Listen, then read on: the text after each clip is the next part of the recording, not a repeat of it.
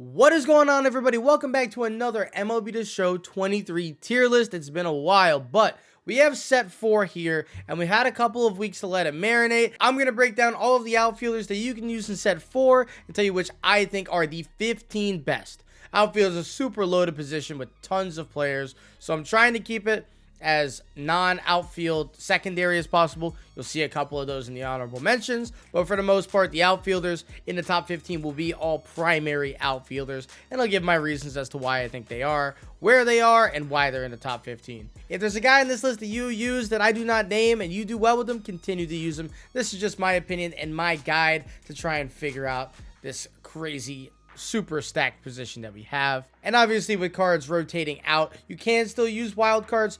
I am not including any wild cards in this, but just wanted to put those couple of warnings beforehand. Let's get into the tier list. Starting off the honorable mentions, we have 6 of them. We're going to zoom through them really fast. Carlos Delgado, one of the best hitters in the game. He really shouldn't play the outfield. You should put him at first or catcher, but he's such a good bat that I wanted to put him here just because why not? This 99 Shawn Green from the same pack as Delgado. He's a way better fielder. He's pretty fast. This card's really good versus righties. It's a righty pitching meta right now, and his swing is mwah. 99 Jim Rice. I don't know why Jim Rice doesn't have any quirks. Oh, they finally added quirks to him. That's actually news to me. Jim Rice did not have quirks in this game at all when this card dropped. That actually makes him a little bit better, and maybe he would have made the top 15 now, but that's fine. This Jim Rice is really, really good. And he's a budget option going at about 10K. If you just got the game and have 10K, go buy this Jim Rice. He's really good. Honorable mention. KETEL MARTE is an honorable mention. He is a top 10 player at every position because of all the stuff he brings. But he is primary infield. You'll probably want to play him at second base or shortstop. So we'll leave him out of the outfield conversation. But just know he's... I didn't forget him. Everything I just said about KETEL also applies for Jose, one of the better left fielders in the game. I think I have him starting in left field for my personal team, but again, he's probably better in the infield, so keep him there, and we'll put the actual outfielders on the list, but he's an honorable mention. He's really good as well. Last honorable mention is Kyle Schwarber. Please don't put him in the outfield. This is a catcher or first baseman, but he is a primary left fielder, and he is Kyle Schwarber with max power, and he bops, so you gotta talk about him, but like, don't put him in the outfield, please. Officially starting off the top 15, let's go ahead and start with the 99 MVP Sammy Sosa. Not that piece of garbage 99 they gave us in the race to 98 pack. Please, God, not him.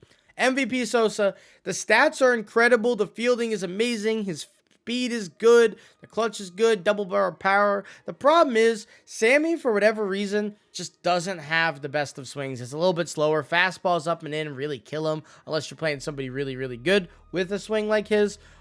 So this is really a preference pick. I'd probably have him way higher if I did think his swing was better, but I just don't. So he's going to be really low at number 15. But again, if you like his swing, he's closer to the top 5 than where he is, but it's just kind of how it goes, and that's preference in this game. At number 14, one of the more surprising cards in the game at all, 99 Grandy, man, set 3 Charisma or Incognito series, 115, 125 power, 108, 114, 115 clutch. He's pretty fast. He's a good fielder. He can play all the outfield spots pretty well. He has 8 quirks. Granderson has a traditionally fantastic swing too. This card is shockingly really, really, really good. His contact's a little low to put him in the true upper echelon. If he was sitting at like maybe like 117 across the board and like maxed out clutch, this would actually be like one of the best options in the game, period. But in Hall of Fame, he might struggle a little bit. Not like a whole big enough deal, but there's other guys with higher contact on this list, so he's at 14. At number 13, 99 Corbin Carroll, the cool animated animation behind him. It's an all-star game card. Rookie making an all-star game incredible. The stats are insane on this guy. Pretty much maxed versus right-handed pitching. Really good contact and clutch. 99 speed and stealing is awesome. The big issue is his swing kind of sucks. A lot of people have complained about it, myself included. I didn't love it. It's not the worst, but it's definitely nowhere near the great lefty swings. It's kind of hard to mess up a lefty swing, in my opinion. This is one of them, so I would love to put him higher because he's 5-tool and destroys righties, but the swing is just really not good, so it puts him at 13, but the stats are too good to deny, and because of that, he's still up here. At number 12, the almost opposite, at least in my opinion, of Corbin Carroll. He does not fully destroy righties, but Stanton is maxed out versus lefties, max power. And a Stanton card with 70 speed and 85 fielding, including that great arm, is more than usable in right field. We've never seen a Giancarlo that's this good of a fielder and a hitter at the same time. I mean, he's honestly sensational, especially with runners in scoring position. That 104 versus righties, and the contact becomes 117, and he just becomes a beast. They changed his swing a little bit, so Stanton's really, really good. I know some people don't like the super tall guys, and then again, that contact's a little bit low. That's the only reason he's at 12, but I do love this Stanton, and I personally will be using him as a Yankee fan. But Stanton's a beast. I just wish he had like the quirks that he would have had for this season. Hopefully they change that next year for the current players. If they give him flashbacks, they give him the quirks they should have had. I think that would be a nice addition to make some cards like this a little bit more usable. You know, guys that are a little bit older in their career. But MVP Stanton, amazing. At number 11, 99, Cody Bellinger's Lightning Player of the Month. A resurgent season for Cody Bellinger. Very cool to see him be really good again as a Cub now.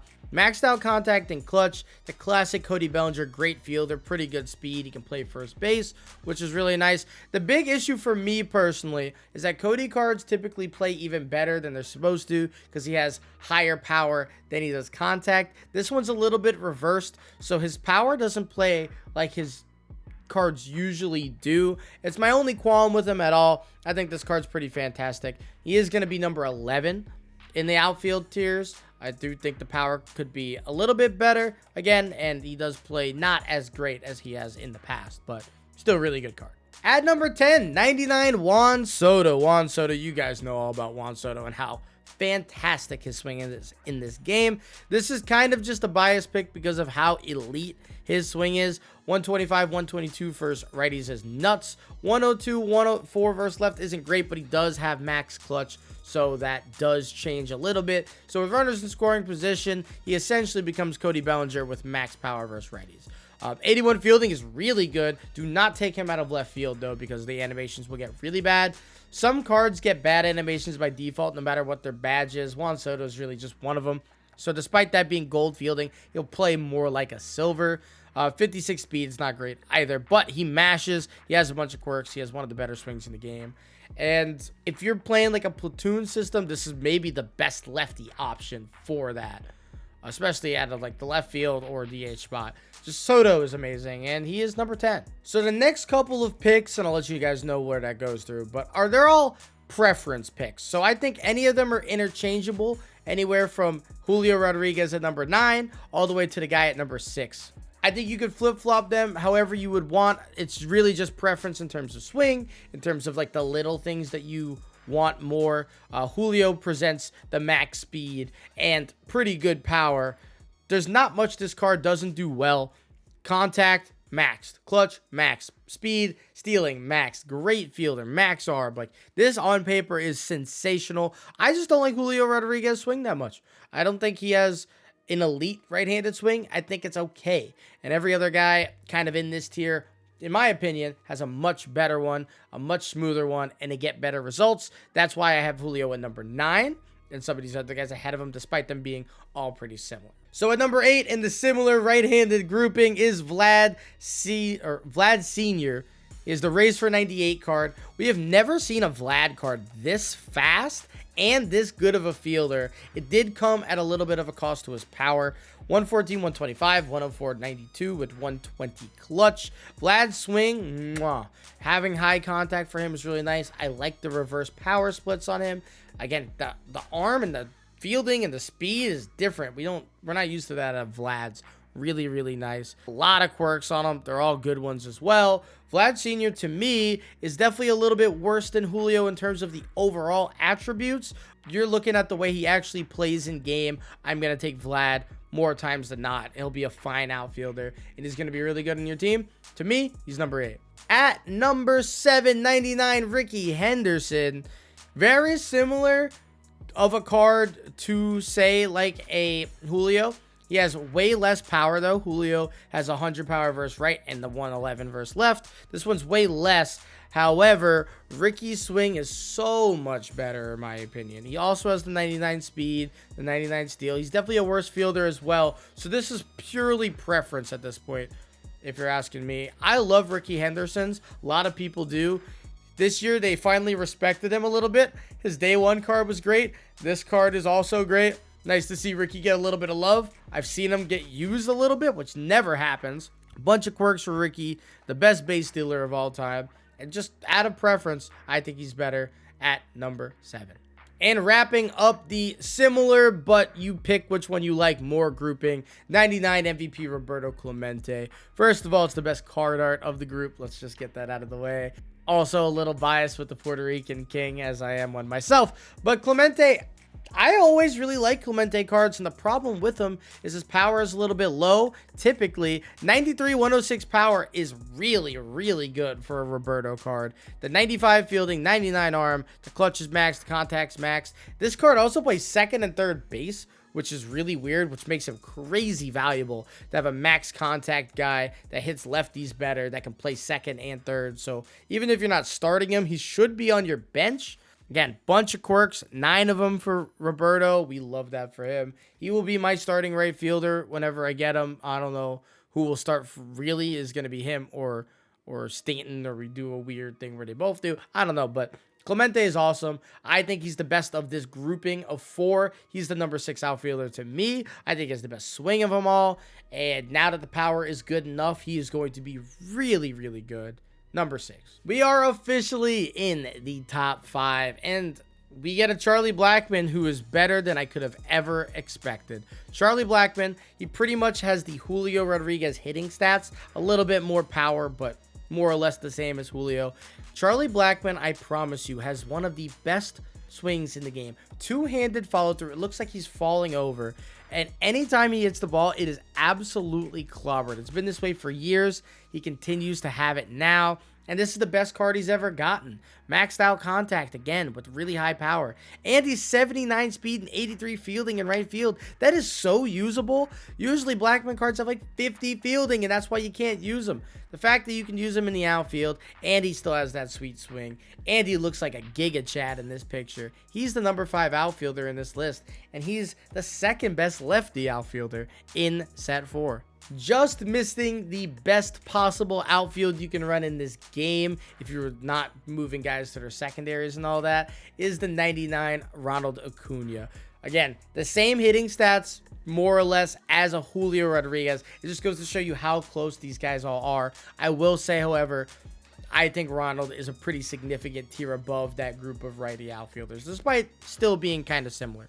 Maxed out contact and clutch, the 102, 115 power, 90 speed, 99 stealing, 88 fielding, so he does get up to a diamond in right field after a couple of parallels. Probably want to keep him out there.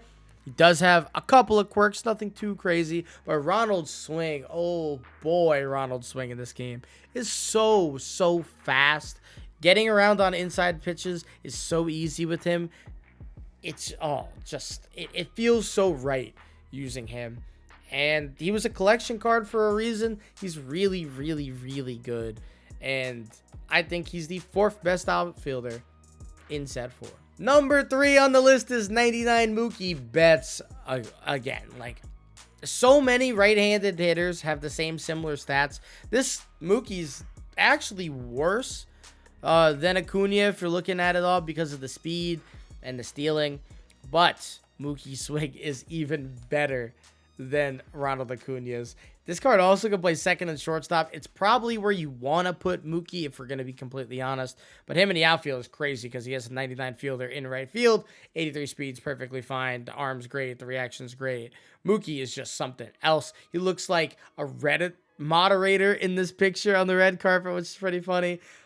It's nice to see a Mookie this good, also have the infield viability. The game shortstop, which he didn't play on the Red Sox, he has on the Dodgers a little bit. They kind of just glazed him up a little bit there, but that's fine. We'll take a little Mookie glazing because he's really good. Way too many quirks. Like, this dude's a stud. Between the quirks and how similar he is to the other guys and the significantly better swing, this guy, if you get him, must be starting unless you're just the worst ever with him, which is, I'm sorry that's happening to you, but he's essentially a must start in this game, and he's one of the 10 best hitters, I think, in the game, period. At number 2, the only other core card outside of Sammy Sosa in this list is 99 Home Run Derby, Ken Griffey Jr. Maxed out power, 90 speed, 90 fielding, 92 arm. The contact's actually pretty solid, and the max clutch. And it's Ken Griffey Jr., guys. You know, you've used Ken Griffey's in the past. We've had a lot of bad Ken Griffey's as time has gone on. There was 99 earlier in the year that was like 100s across the board. People thought that card was amazing. This one is that one on steroids. Double max power for a Griffey wasn't even needed, and they gave it anyway. Look at the quirks on him. Just insanity. I know he's part of the Extreme program, so he's a little bit tough to get. He's way tougher than some of the other cards on the list. So if you'd rather use a Charlie Blackmon over Griffey, I get it, just because he's way easier to get. But if you can, and you have him, you should probably be using Ken Griffey. He makes the durability team. He does this, he does that. It's Griffey. It's Griffey, guys. Number 2. And at number 1, to nobody's surprise, my hottest take in this video is probably that this 99 overall Mike Trout is the best non-switch hitter in the entire game. I'm talking every set, every season. The best right-handed hitter just as a righty in the game. 125 versus right, 118, 115 versus left, max clutch, 99 speed, 99 stealing, 90 fielding, 96 arm. There's nothing this card does poorly. Even his vision is at 92. 99 durability should never exist on a Mike Trout card because he's always hurt. Yet here he is with it, so he can make the durability team. He gets all of the Mike Trout quirks. He has the Mike Trout swing. I know it might sound like I'm just going crazy about him, but it's because this card is legitimately so good, it's hard to fathom. How good the card plays typically, just any standard Mike Trout, and then you give him all these numbers to kind of go along with it. He's just unreal. Right-handed pitching is the meta. He's better versus them. Like, everything about it is perfect. He's the best right-handed hitter in a game. He's the best outfielder in set 4, and I don't think it's particularly close. So there you have it, guys. My top 15 outfielders in set 4. Let me know what you guys think down below. Let me know if you're using any outfielders that aren't on this list. There are so many. I've left off quite a few names that we wrote down as writing and getting ready for making this video. Just, you can't have them all. There's only so many guys you can put into this list, otherwise it turns into a 3-hour video. So there you guys have it. Let me know if you like the video, like and subscribe down below, and I'll see you guys in the next one. Peace.